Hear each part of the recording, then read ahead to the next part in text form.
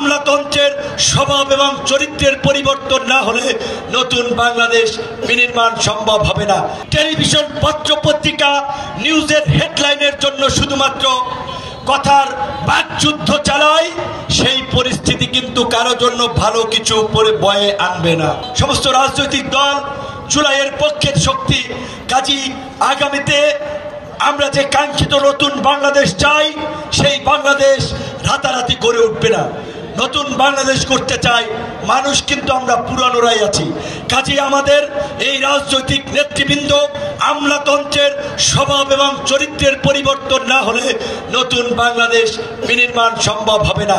সেই জন্য আমরা চাই রাজনৈতিক সমঝোতা এবং রাজনৈতিক ঐক্য এবং সংহতির ভিত্তিতে আগামীতে একটি নির্বাচনের মধ্যে দিয়ে একটি জাতীয় সরকার গঠিত হোক।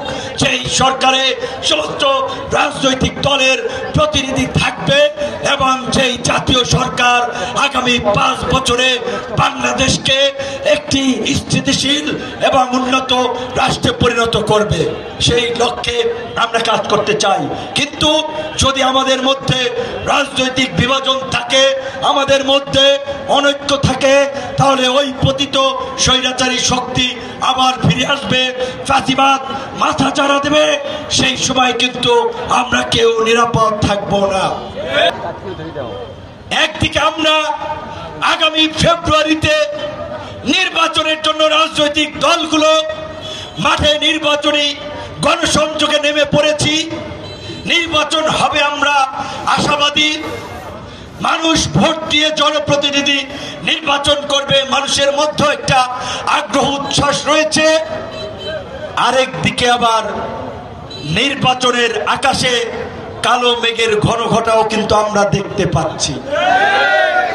কাজেই আজকে গণ অভ্যুত্থানের শক্তি সমূহ, বিএনপি যদি সরকারকে দুর্বল করে, জামাত যদি সরকারকে দুর্বল করে, আমরা যদি সবাই মিলে সরকারের একেবারে নগ্ন সমালোচনা না করে সরকারকে নাস্তানাবুদ করি, তাহলে সামনে কিন্তু শনির দশা সবার জন্যই অপেক্ষা করে। তো কাজেই স্থান কাল পাত্র ভেদে আমাদের ভূমিকা নেওয়া প্রয়োজন। প্রেক্ষাপট বিবেচনা করে আমাদের কথা বলা প্রয়োজন। এখন কিভাবে একটি অবাধ, সুষ্ঠু, নিরপেক্ষ নির্বাচন করা যায়, কিভাবে জনগণের ভোটের মাধ্যমে জনপ্রতিনিধি নির্বাচনের একটা ব্যবস্থা করা যায়, আমাদের সকল রাজনৈতিক দলকে সেই দিকে মনোযোগ দেওয়া উচিত। আজকে যদি কথার বাহাসে টেলিভিশন, পত্র পত্রিকা নিউজের হেডলাইনের জন্য শুধুমাত্র কথার বাকযুদ্ধ চালায়, সেই পরিস্থিতি কিন্তু কারো জন্য ভালো কিছু বয়ে আনবে না।